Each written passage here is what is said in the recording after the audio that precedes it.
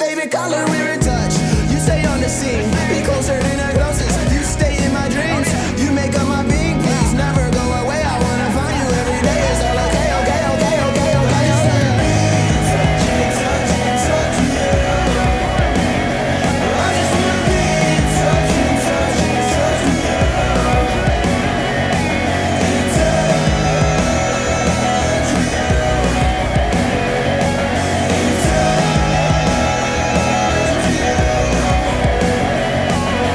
Dark, dark, no more only dark. Someone made a way with grace today, I call him God. You wanna be loved, Hosanna wants to love you. Second chances waiting for you. It's closer than a brother, be in touch. You're more than a being, they'll mold you till you're growing. You'll have the victory, there's victory in the King. And he'll never go away, and he'll remind you every day that now okay, okay, okay, okay, oh, that's okay. In touch, in touch, in touch with you. I just wanna be in touch, in touch, in touch with you. In touch with you. In touch with you.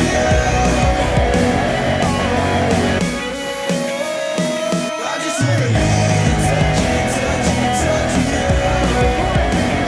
I just wanna be in touch, in touch, in touch with you.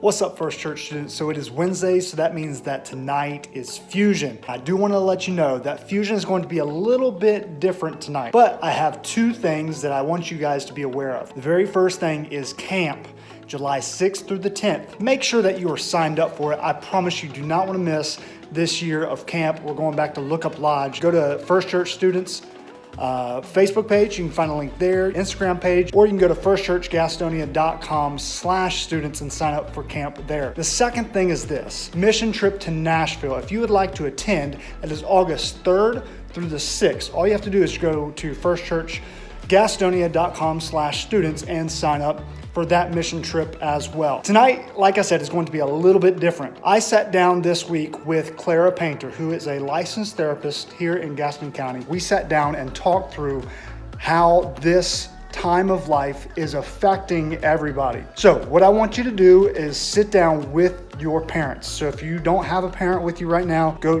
get them or send them the link and then y'all can watch it together. Parents, go find your student and watch this with them. This will create some discussion.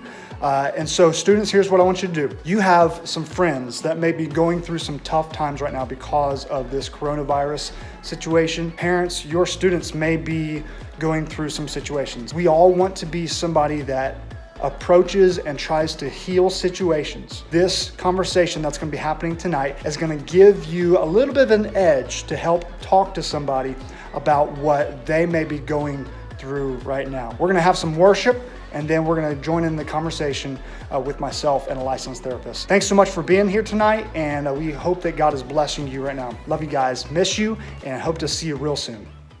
Hey Fusion, we love you, we miss you. We're gonna do something different once again. Just join in like we're all here, like we're all family. Come on, come on.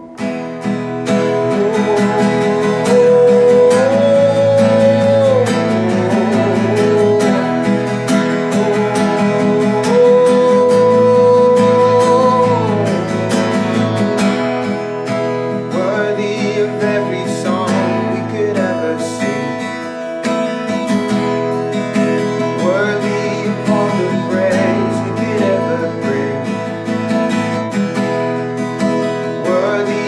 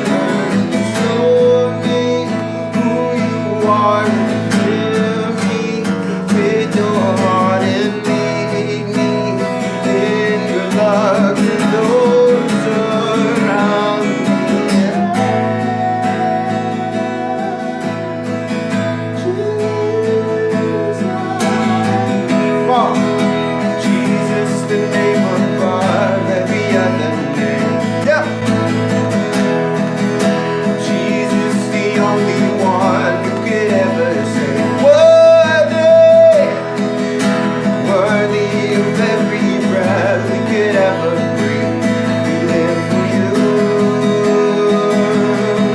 We're still singing. Holy, there is no one like you.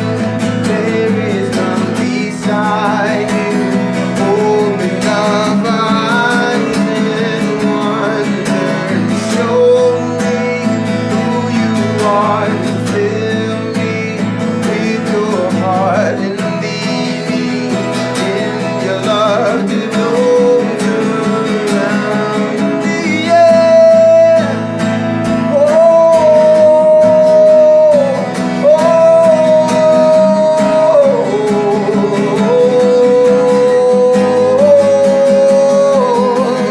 still singing, still singing,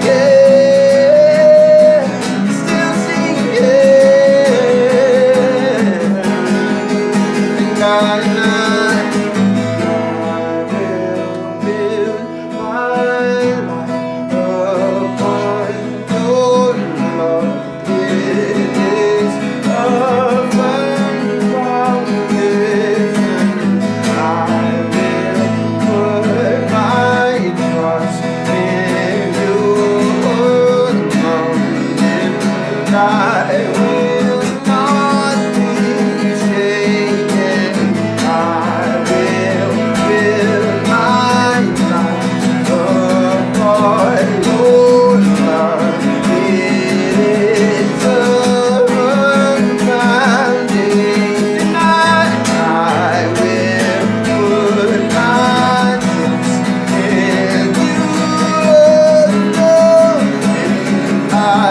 will not be shaken.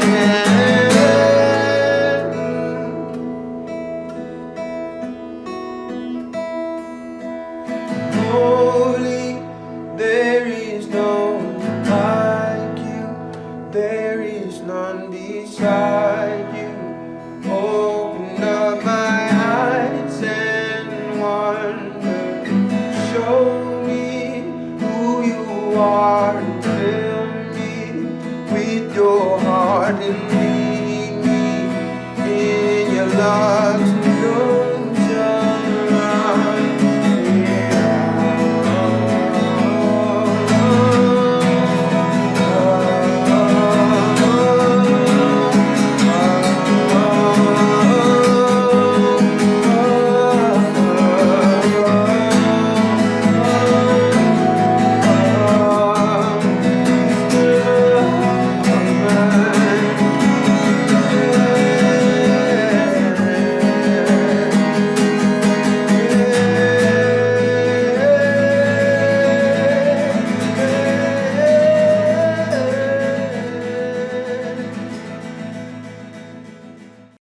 Well, hey, Fusion, it is Wednesday afternoon, and you will recognize that I am not alone. I love not being alone, but I am with Miss Clara Painter. She attends church here when the doors are open, but it's so good to have you here. Clara is a licensed therapist, and so I'll let her kind of explain exactly what that is and what that means. And so would you welcome Miss Clara Painter with me? Thank you so much for the invitation, Chad. My name is Clara Painter. I am a Master of Arts. I hold my Master of Arts in Professional Counseling from Liberty University. I also am a licensed clinical mental health clinician, which they just changed our name. And then my specialty is in trauma-focused behavioral therapy. Okay, so explain that just a little bit. What is trauma? What is the therapy part that kind of interacts there? With trauma, it can be anything from someone who's been in a car accident to someone who's been through a hurricane, tornado, of course, rape, witnessing a murder, being in a bank when it's robbed. Pretty much anything. The way our mind works is it takes a snapshot of something that is very, very frightening for us. And so a lot of people think that trauma or PTSD is just related to our veterans and to our military personnel. when it's not. And I think that's why there's been such a misconception of exactly who falls into that category. And so, because I've just been fascinated with how the brain can stop at that time and you're just frozen there until you work through that trauma. And what we're experiencing right now is very traumatic for our adults, our young people, and our children. So that's exactly why I wanted to bring you in right now, is to discuss for our families and for our parents, and even for our students, what exactly is going on in the mind of a student that's playing out. How are we acting and reacting to these situations that are bringing about behaviors that may be positive but oftentimes can be negative, and where can we go to find answers to a lot of the questions that we may be having, some things that we may be seeing in our students, or even a student seeing in themselves. Where can we go for help? What are the symptoms? And so we're going to get to that in just a few minutes. But I do want to say that if a lot of times Fusion is lighthearted and fun, and we dive into Scripture for sure, but this may not be the time that you want your fifth grader and down in. And so if they're watching right now, I'm just going to ask that you would maybe ask them to leave the room. It maybe even probably go to bed at this point in the night too. So we just want to say that we want to be open and we want to be honest with this conversation. And so some of those topics, some of the explanations that we may give may not lend themselves to being on such young ears. We'll just put it that way. Absolutely. Yes, I'm definitely seeing a huge increase in my caseload at this point.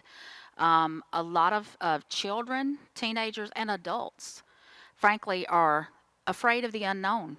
And right now everything is so unknown because they don't know everything about the virus and how we get it. So people, of course, are panicking. And because of people panicking, it's causing a domino effect all the way around.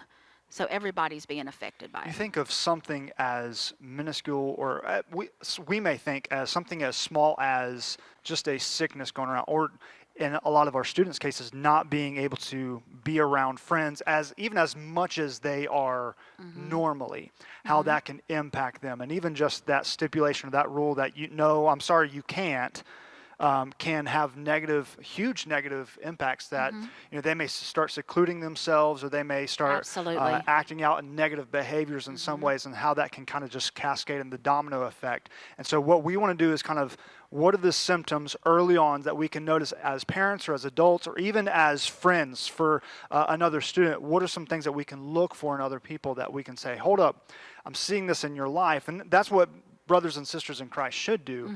So I see this in your life. I just want to bring some light to the situation, and maybe we can bring some reconciliation to this. If there's anything I can urge parents to do is, I know that it's a very scary time, and we have a wonderful past philosopher, Abraham Maslow. And a lot of people are familiar, and some are not, with the hierarchy of needs. Okay? And the first thing that we're taught is that if a family's basic needs are not being met, they can't focus on anything else until that has been met. So interruptions into everyday normal life. Absolutely.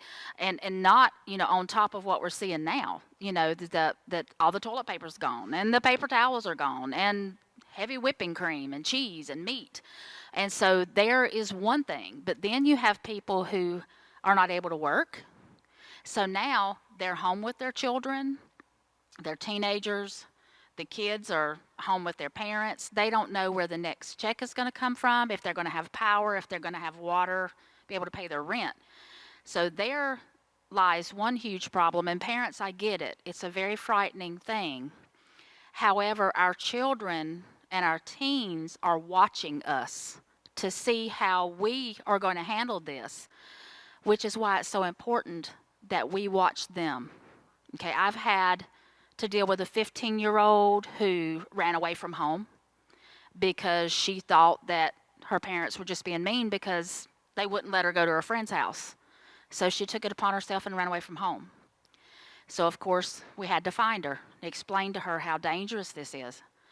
Then we have I had another 15-year-old who was so angry with his mother and father. He was just being horrifically disrespectful, and they were like, what is going on with him? And now he's failing his classes, and this is a kid who goes to Piedmont Charter, makes very good grades. And a 10-year-old girl who was actually raped at the age of 3, but she is not angry over that. She's angry that she can't go to school. So she's cutting her hair, she's being very defiant, and she's cutting herself at 10 years old. So what we want to do is say, before you start failing a class or before you start being defiant, cutting your hair off, or running away from home, what are some signs that we can look for before we get there? Because it had to start somewhere. Absolutely. They had to start showing some signs of, I guess, degression before they got to that Yes. place. Absolutely. You're going to want to make sure if they're like, well, I'm not hungry tonight, but this is not a kid who normally skips meals. If they don't want to get up in the morning, they just want to stay in the bed. If they're changing the kind of music they listen to. If they are keeping their room dark, or let's say that they don't want to be out around the family, they socially isolate, from their family. They don't want to be a part of anything because they're missing. We were born to be an affectionate, loving people, okay? And we want to help others. But now this kid may be hearing that their friend's grandmother passed away. I have a client whose grandmother's in the hospital with COVID-19 and she's 85. And so this kid is worried to death about her grandmother, can't go to see her.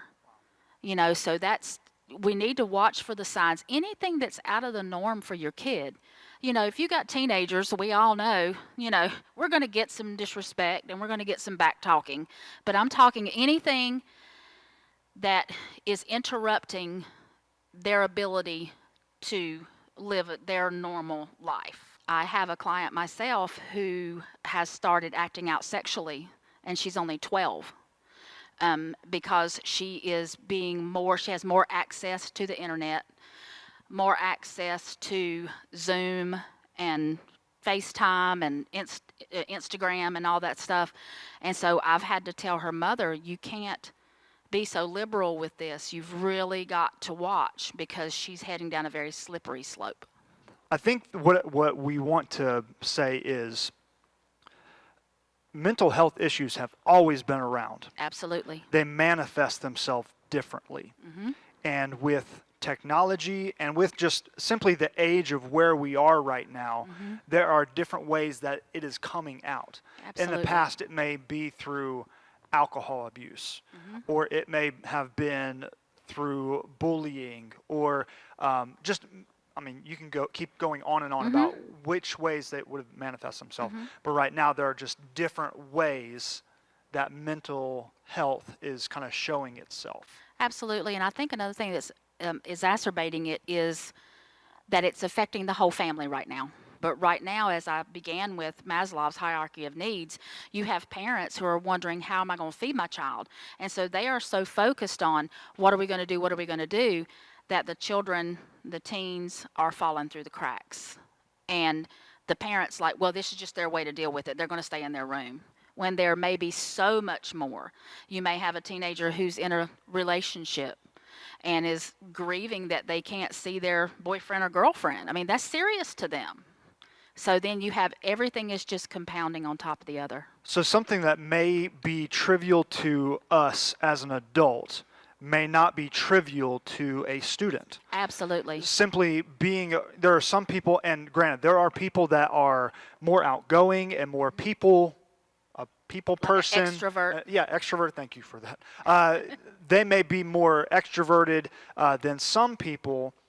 We, as adults, we may be, I don't know, maybe a little bit more mature to be able to handle how we feel and how we're dealing with those things. Mm-hmm. But an adult, a student that, to be honest, doesn't have a completely formed brain just yet, Absolutely. it may have more of an impact, and they may act out in different ways than Absolutely. we would as an adult. I'm so glad that you mentioned that, because in trauma, we are taught that whatever age the trauma occurs, depending on the severity of the trauma, is where the child or the teen gets stuck. So you may have a 15-year-old right now, and in 3 years, that 15-year-old may still be acting like a 15-year-old if they're not able to work through that trauma because they get stuck. And right now, what is going on, this is a traumatic event. Okay, so what you're saying is we may be seeing implications of this later on. Years down the road, if there's not an open door, if there's not, and I don't know about you parents, but I told my kids, if you can't talk to me, find someone you can talk to. And we never, and I'm not saying I never did it, but we should not trivialize what they feel is so, this is the end of the world to them. And we recognize it's not, but to them it is, because we are a social being. And they can't be social. They can't hang out with their friends. That's how we were created. And that's huge, yes. We were created to have a relationship with God and a relationship with other people. And when hindrances come into play in that, then obviously we can't fulfill our full potential as human beings that were created in the image of God when things come into play, when barriers come up. Exactly. Now, you mentioned just a minute ago, find someone to talk to. That may be a resource that a student needs to hear right now, is find someone to talk to. But let me clarify. Finding someone to talk to does not mean go find a friend and talk to them and tell them, do not tell anybody. Am I right? Absolutely, absolutely. No, find someone. It's always better to find someone to talk to who is not really a friend, but someone who is older. There's a reason that the Lord says to glean from those with white hair, right? Because I would have white hair, but I'm getting some right there. those who have lived and have experienced. And you may not always find the right person the first time, but my encouraging would be, definitely find a Christian. Young ladies, find a woman to talk to. Young men, find a male to talk to, a man, because therein would be another issue. So find someone to talk to.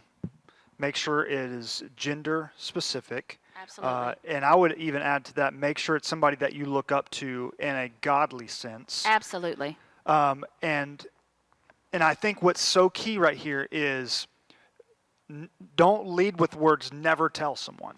Absolutely. No. It should be open, it should be honest, but it can't, if you ever say don't tell anyone, or if someone ever tells you don't tell anyone, you always say, I can't promise that.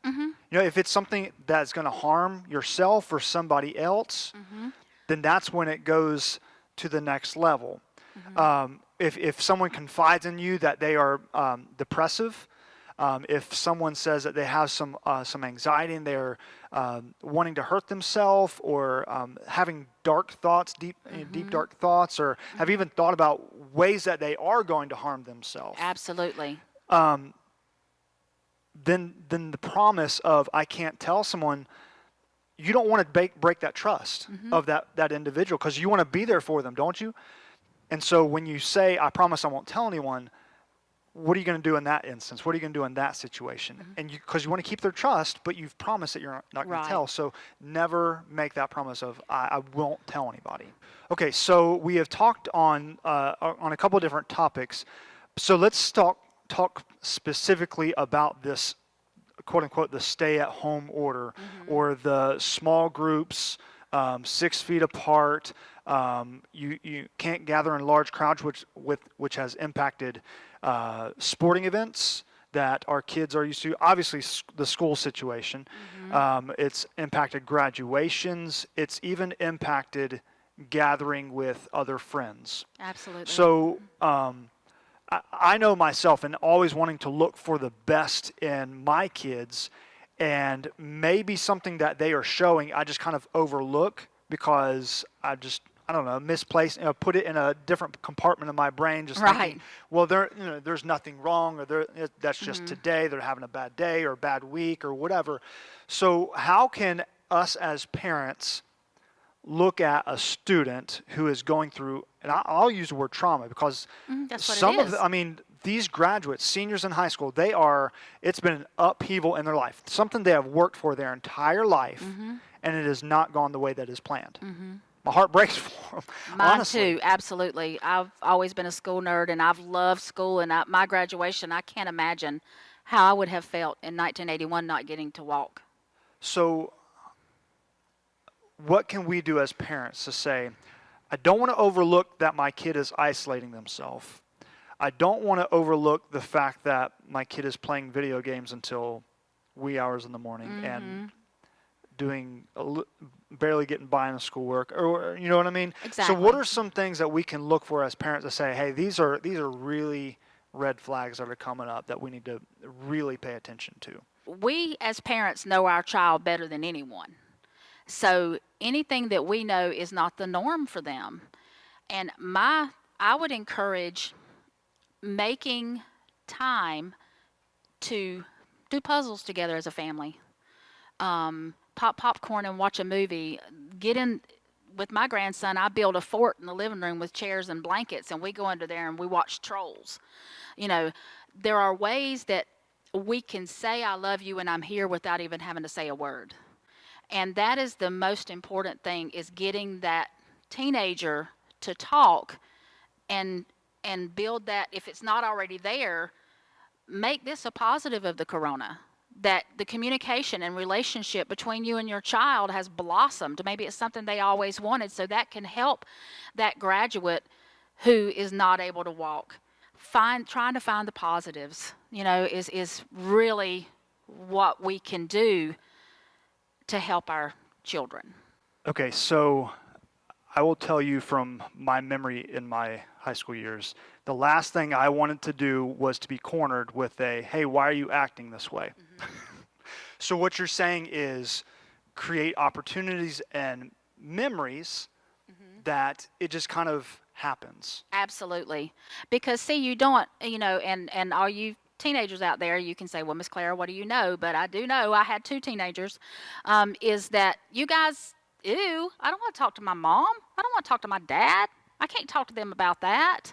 So what you want to do is present yourself as cool, okay? Meet them where they are. I have a client that all we talk about is Dragon Ball Z. So I had to do research on Dragon Ball Z because I didn't know what Dragon Ball Z was.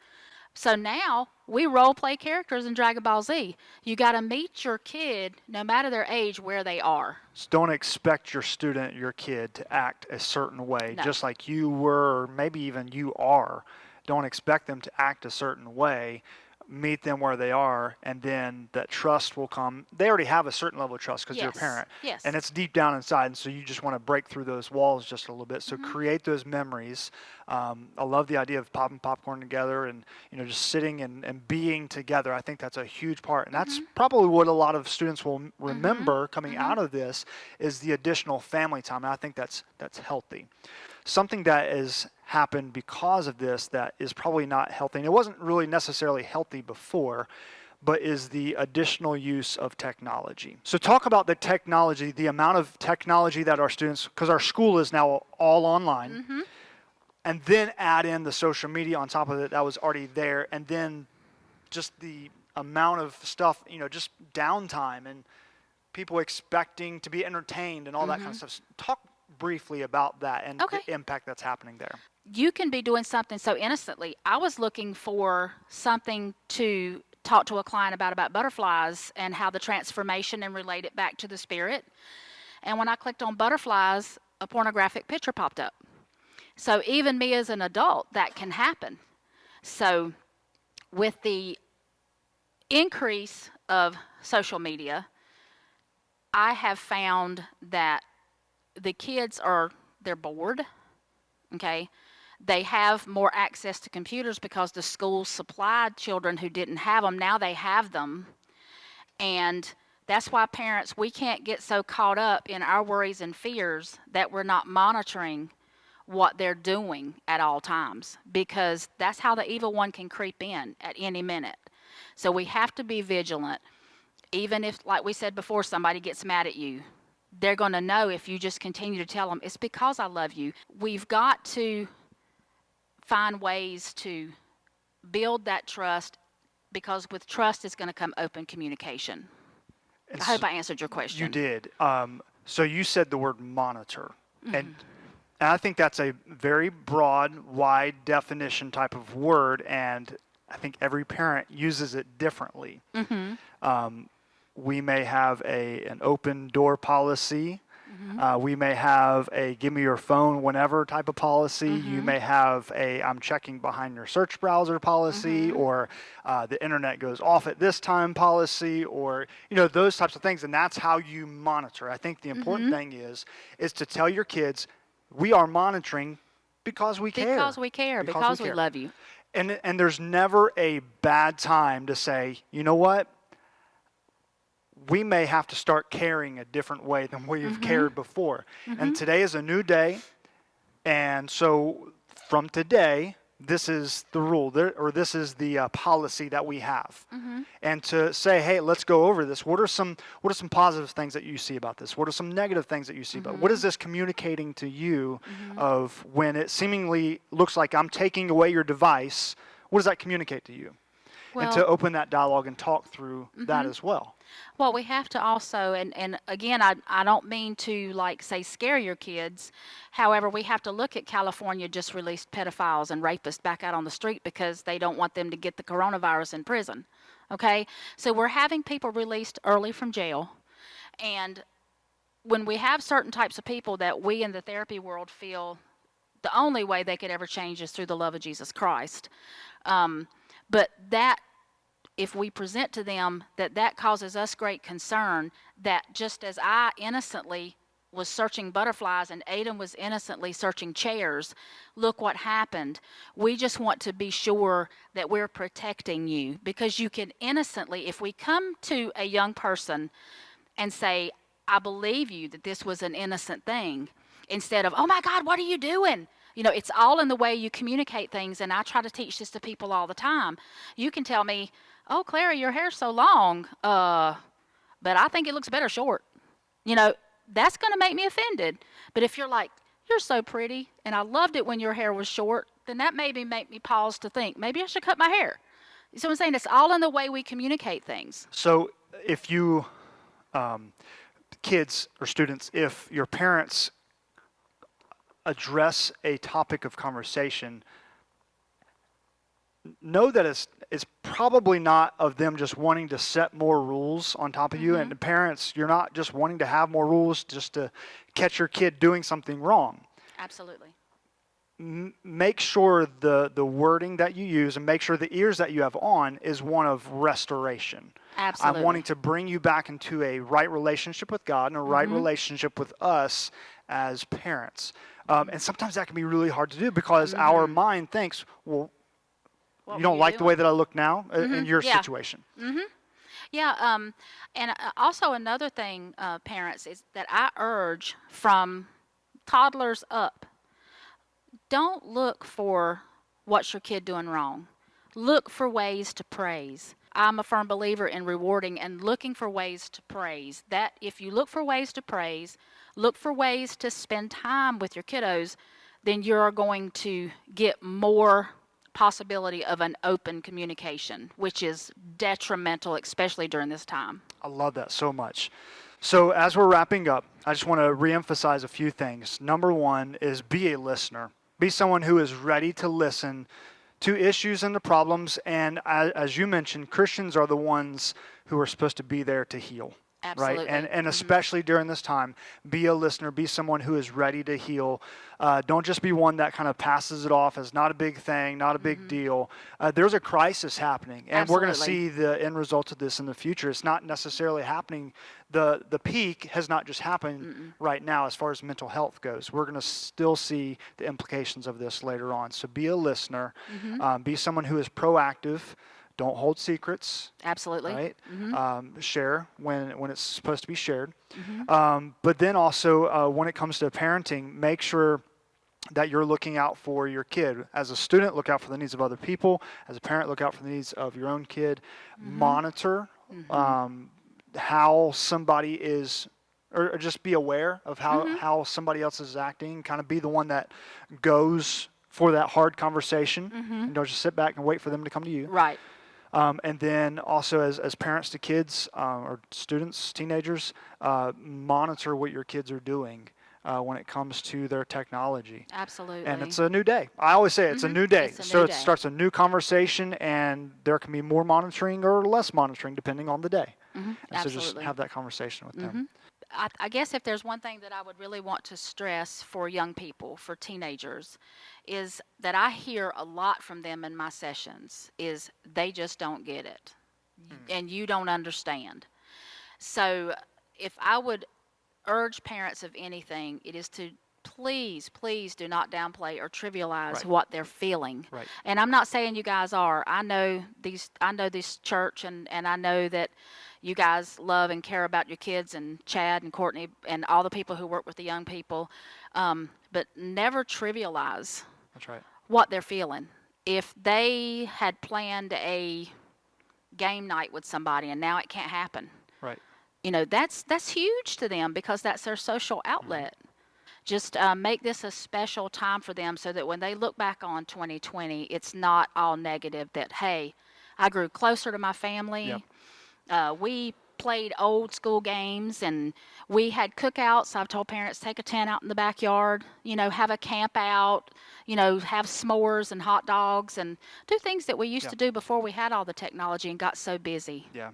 So let's slow down and May require some creativity. But I believe that God is using this time in a way that maybe we would not have paid attention if this would not have happened. And so I'm expecting God to do big things Absolutely. in this time, but also after this time of what's going to happen. And it really kind of depends on our reaction to this, or if we're going to follow the Lord's leading and how He has called us to act in these types of situations. So what we're going to do is we're going to post some resources at the end of this video.